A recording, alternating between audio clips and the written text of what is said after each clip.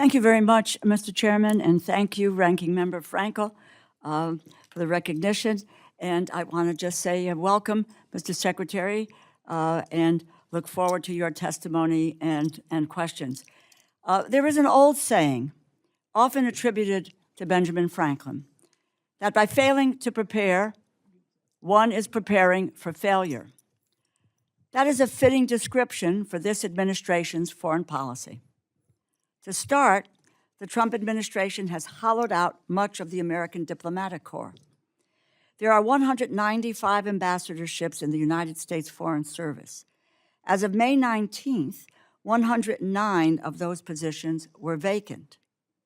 We do not have ambassadors to either Ukraine or Russia, and the president has been unable to mediate an end to the war there, despite his campaign promise to do so within the first 24 hours of his term. Conflict in the Middle East continues to escalate, with ceasefires all but abandoned. Prime Minister Netanyahu has announced he intends to deploy Israeli forces to occupy 70% of the Gaza Strip, while continuing strikes in Lebanon. Settler violence in the West Bank is becoming more aggressive by the day, and the president appears to have completely given up on peace talks to end the war he started with Iran, resuming military strikes over the weekend. The rationale for the war shifts whenever the president speaks. At first, it was to topple the regime and free the Iranian people. Then it was to cripple their military capacity. Then it was to preempt a response to an attack that Israel was poised to carry out. Then it was to reopen the Strait of Hormuz, which was open before President Trump started the war.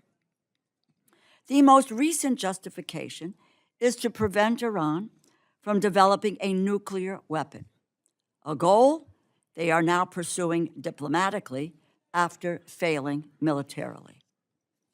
The Iranian regime is still in place. The Iranian people are not free. The Iranian military remains strong enough to control the Strait of Hormuz. I often wonder whether or not anyone suggested that that was something that Iran might do in this context. The Defense Department estimates that we have spent some $30 billion on this war, although the true cost is likely much, much higher. And what do we have to show for it? We find ourselves in the absurd position of having begun a war to pursue a goal that the Obama administration had already achieved more than 10 years ago, but that the Trump administration reversed. The Joint Comprehensive Plan of Action, or the JCPOA, was painstakingly negotiated over the course of 20 months by diplomatic experts in close coordination with our partners and our allies. It prevented Iran from enhancing uranium to the grade necessary to produce a nuclear weapon. It allowed for independent inspectors from the International Atomic Energy Agency, an organization to which we currently do not have an ambassador, by the way, to verify Iranian compliance, which they did. By contrast, the current talks are happening in a much more tense environment, with pressure that's coming from conflict, ongoing conflicts, and U.S. leveraging tactics. There is no clearly defined plan for how a new agreement would be verified or enforced, and it is unclear what international partners would be involved in supporting or helping to implement it. But President Trump tore up the JCPOA less than 3 years after it was signed, and Iran promptly began enriching uranium to weapons grade. After claiming that Iran's nuclear program had been, quote, obliterated less than a year ago, the president is now realizing that you cannot destroy Iran's nuclear program by bombing it. You can only delay it. And the only way to secure a nuclear-free Iran is to negotiate a deal. But after failing to do this, the president threw up his hands in the air saying, and this is a quote, "I don't care. if negotiations are abandoned. So here we all are, forced to suffer the consequences of the president's indifference. Americans are paying higher prices for gas, for groceries, and everyday necessities. But by his own admission, the president does not care if the war drags on, and he does not think about its impact on the American people at all. After taking office, the Trump administration withdrew from the World Health Organization and dismantled the U.S. Agency for International Development. Thousands of programs were canceled, and thousands of programmatic experts were laid off.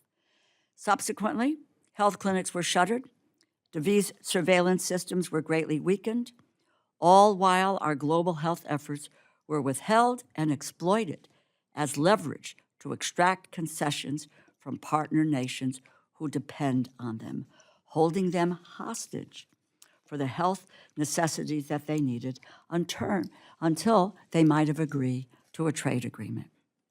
Now we are faced with a significant infectious disease outbreak in Central Asia and Central Africa, a species of Ebola for which there is no authorized vaccine or treatment, is rapidly expanding and is expected to take months to address.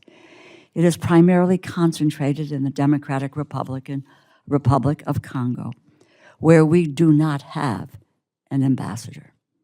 Ebola does not wait for bureaucratic reorganizations.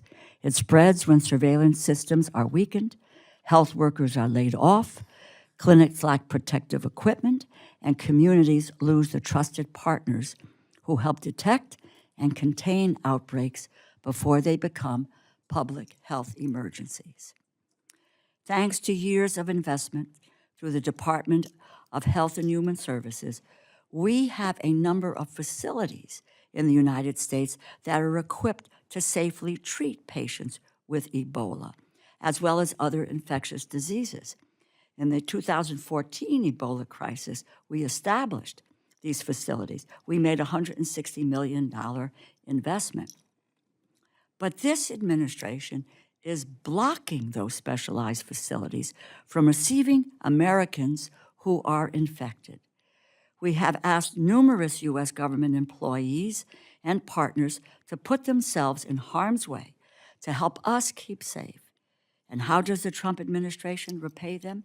By slamming the door in their face. The United States spent years building the relationships, supply chains, laboratories, and community health networks that help stop deadly diseases at their source. The Trump administration tore apart that capacity and now wants to pretend the consequences were unforeseeable. They were not. They prepared for failure, and now it is here. Congress and the American people deserve answers. Secretary Rubio, thank you for taking the time to appear before this committee today.